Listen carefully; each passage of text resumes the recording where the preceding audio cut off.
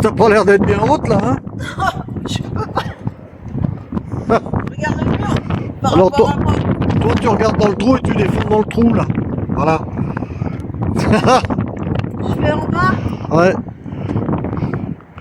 Même sur la pointe des pieds, j'y arrive. Et il est beau ce château, hein? C'est magnifique. Il est absolument magnifique là. Alors du coup on se retrouve sur le château parce que eh bien il y a tellement de vent.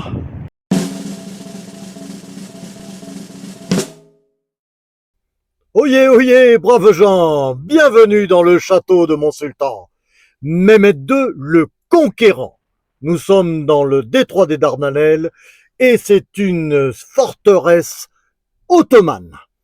Notre mission, bien entendu, c'est de récupérer l'or et l'argent de ces bateaux qui passent en direction de la mer Noire.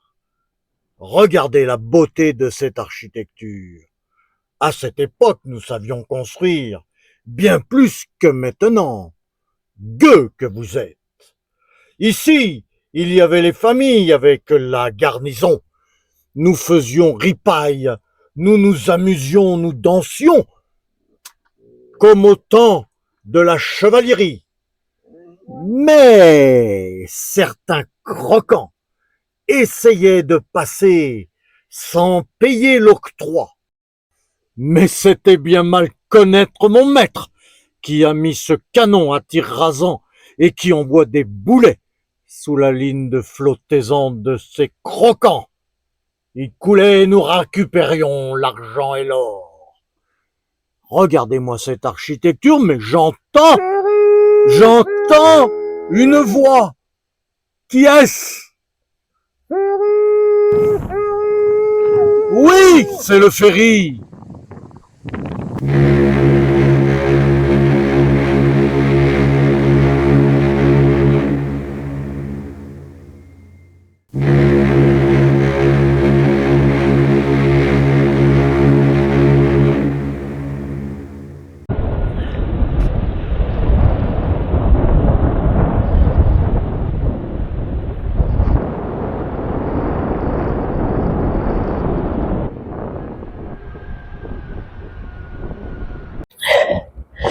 Alors tu sais que là on vient de prendre le ferry, 15 minutes.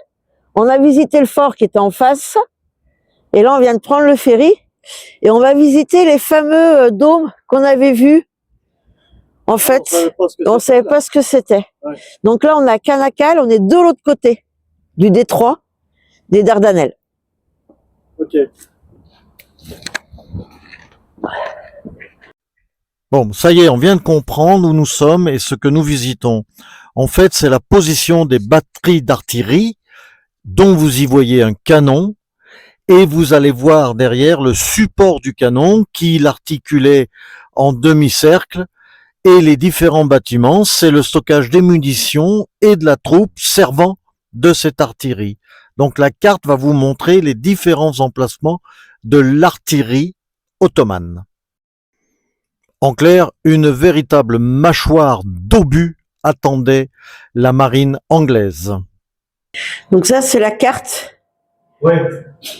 Durant la Première Guerre mondiale, on disait, Oui, c'est ça. avec à la Première Guerre mondiale. avec tous les points de défense. Mais Thierry, t'es passé où encore? Je suis là. Où là? Alpala qui va là. Ah! Mot de passe. Cacahuète! Pirouette! Benemex, tu es rentré. Mais vous êtes armé, très cher. Ah bien sûr. Moi, je suis un chef de guerre. Je garde. Et derrière, c'est mon copain. T'as vu? Incroyable, hein? On s'imagine la guerre mondiale, et ben voilà, là, elle est représentée en photo. C'est assez impressionnant, tous ces pays qui ont été en guerre. On oublie quelques pays africains, mais Complètement, il y avait ouais. guerre d'importance, réellement. Ouais.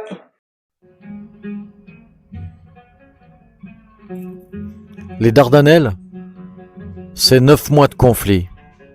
Et au total, 500 000 êtres humains qui ont perdu la vie.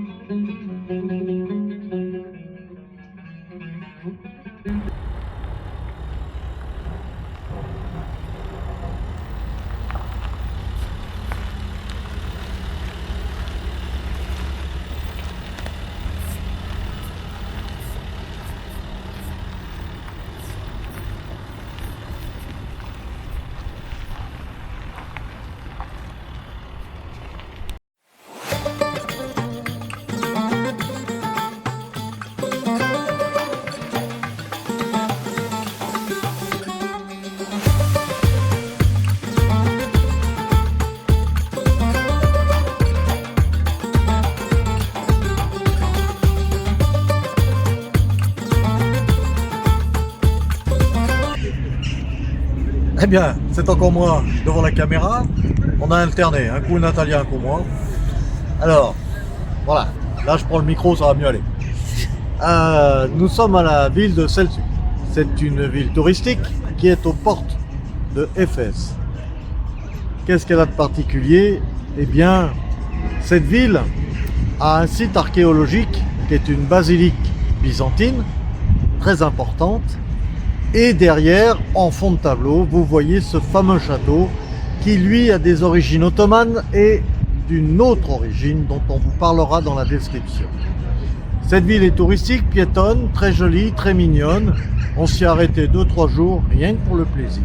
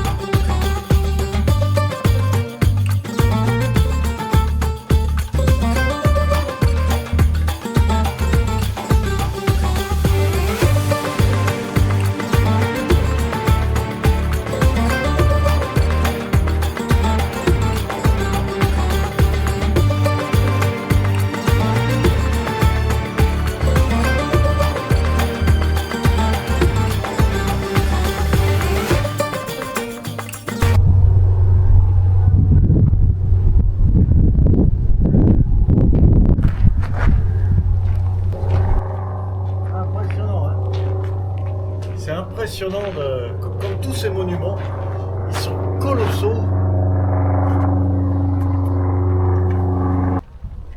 Elles sont belles ces colonnes. Hein. Elles sont très belles. Et regarde ça, sur les pierres, il y a la marque du tailleur de pierre, dis donc.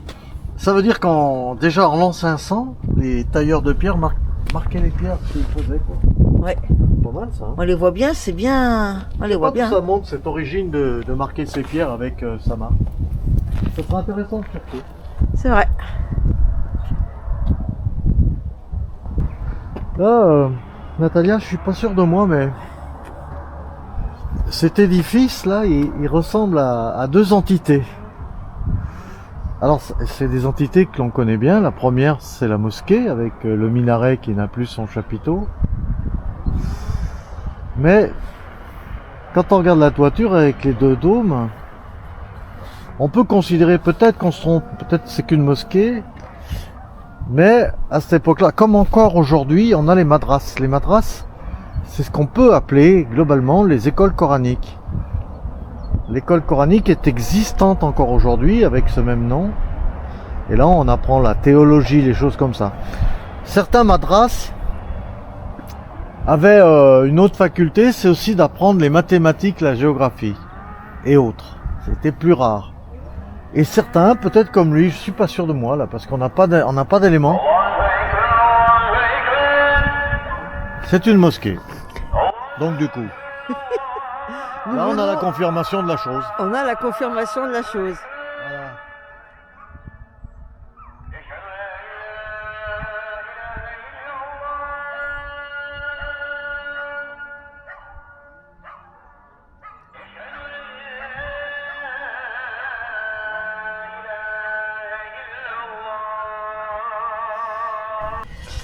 Dis-moi Thierry, là on vient de voir une mosquée, là on regarde une basilique, on est sur le même site. Elles sont côte à côte. La vraie question, c'est pas le même site, c'est plutôt pourquoi il y a musulmans et catholiques d'un côté. Tout simplement, ça vient de... Ici, nous étions dans l'Empire byzantin, qui a duré à peu près 330 à 1400-1500. Eux étaient catholiques. Ce que l'on sait moins dans l'histoire, parce que voilà, c'est que dans les années 1030 à 1071 est arrivé un peuple de la mer d'Aral qui s'appelait les Seldjoukides et qui eux étaient musulmans. Voilà. Et ils étaient ici, ils sont venus ici. C'est pour ça que tu as forcément une mosquée et forcément une basilique. Voilà. Est-ce que j'ai répondu à ta question, ma belle femme? Mais oui, mon très cher, merci. Voilà.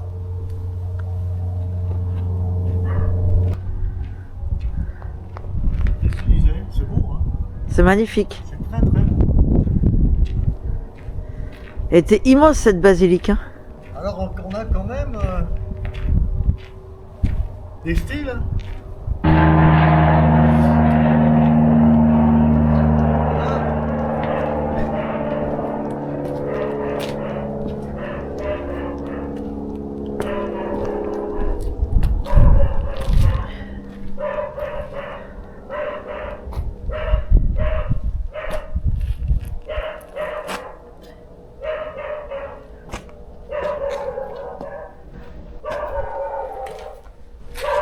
Quand tu fais le tour, là, regarde derrière toi, c'est magnifique ce qu'on voit. Je suis sûr que c'est des tombes. Regarde.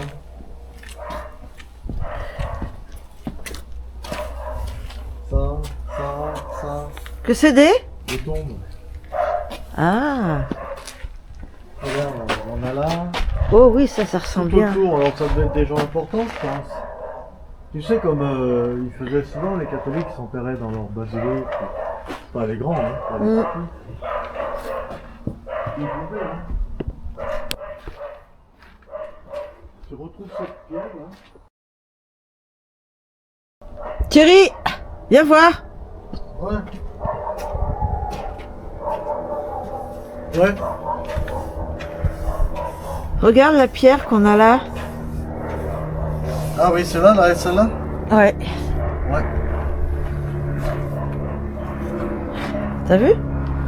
Ben oui, ça c'est les... Tu sais, je te disais que tout à l'heure, ça ressemblait à un four. Ah non, c'est Et pas un tout. four. Regarde, Non. là t'as une forme carrée, donc tu mets un bois. Carré, ça, à l'époque, ils savaient faire.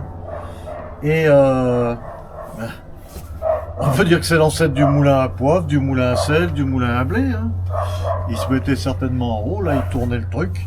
Et puis le trou, il va là, dans cette rigole, là, visiblement. Donc ils moulaient, là c'était un moulin. Moulin à main. Ou ça sortait là, ou là, je sais pas. C'est pas mal, hein. Ouais, C'est le deuxième qu'on voit. Mm. Et les deux pierres que tu as vues tout à l'heure, je pense que c'était... Pareil. du coup, oui, mais en fonction de la grosseur du réceptacle, je pense. Ouais. Parce que celle-là, elle paraît petite. Tu vois? Elle est peut-être pas à sa place. Pas mal, hein? C'est John, Saint John. Saint John, Ouais. c'est lui qui a amené la Vierge Marie qui a prié ici? C'est ça? Non, c'est Jean-Baptiste. D'accord. Alors c'est peut-être le même parce que sur des écrits il y a marqué Saint Jean et sur d'autres Saint John. Ouais, d'accord. Je pense que ça doit être le même. Tu vois, il y a écrit Saint Jean de Kilissécie et là, Saint John Pierre. Ouais. Regarde, tu vois ce que je te disais tout à l'heure?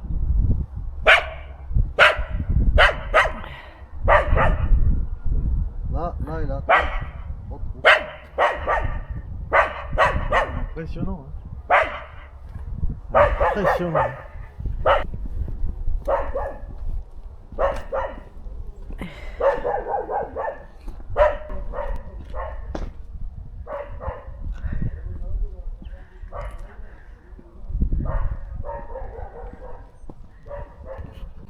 Ah, c'est pas une citadelle, hein, en même temps. Non, c'est une maison. Une résidence. C'est une résidence fortifiée.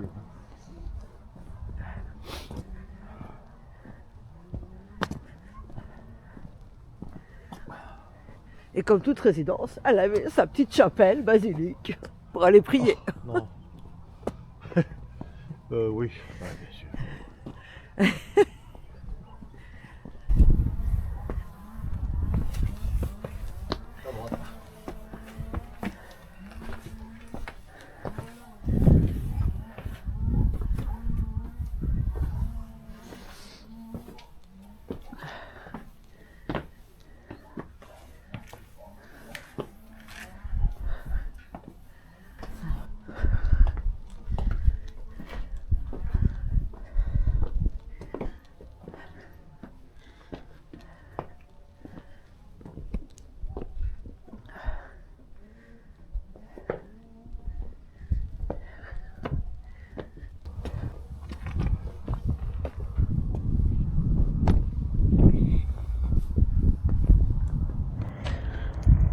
Oh, hé, y a quelqu'un? Ah, mais bien sûr. Bonjour, belle dame. Bonjour, beau monsieur. Vous venez après Ripoll, c'est dommage. Donc vous êtes sur le site d'un ancien château érigé au VIe siècle par les Byzantins. Et les empires se succédant, il a été repris par les Ottomans. Donc, la citadelle que vous avez devant vous est une citadelle, plutôt une maison fortifiée, et qui avait une vue imprenable sur la plaine, comme tout à l'époque. Voilà.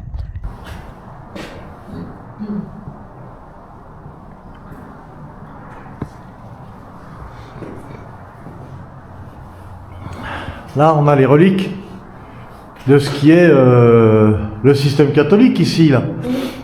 Bon, je sais pas comment ils vivaient là-dedans. En attendant. On a une belle vue sur la ville de Selçuk. Alors, oui, on a une vue surprenante sur cette ville, mais en plus, on a une ville encore plus jolie là-bas. Je sais pas si on arrive à la...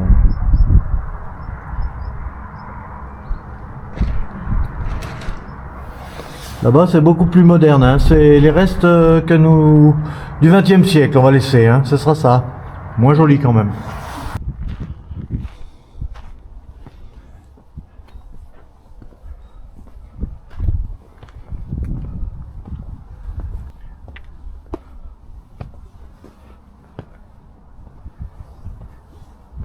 Truc, là.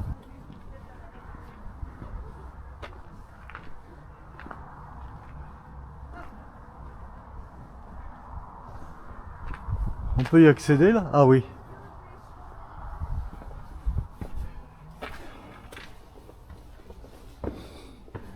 Oh.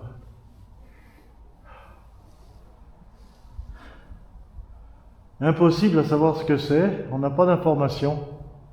C'est un peu dommage. Mais voilà, parce que planté comme c'est planté, je pense pas que ça soit une citerne d'eau parce que c'est en haut de la montagne alors. Alors, mon caméraman préféré, aurais-tu trouvé ton fief? Écoute, moi je me plairais bien ici à faire d'abord à mettre le camion ici, je pense que c'est un spot qui est pas dégoûtant, qui est même très sympa. Et 2-3 grillades. Pourquoi pas? Ça pourrait être très sympathique. Là je me sens bien rester un petit mois facilement. Hein.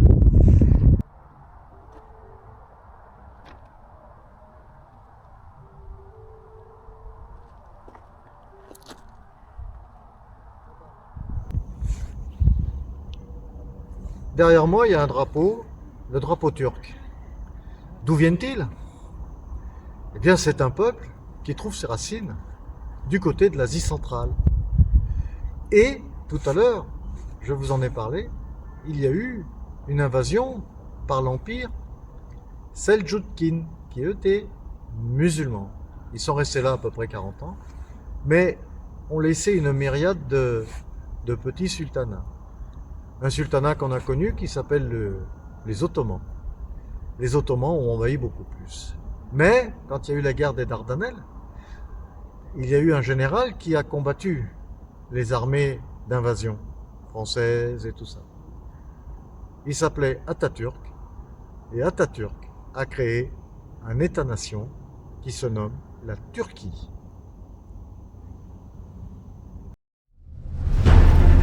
Et l'on se retrouve pour notre prochaine vidéo.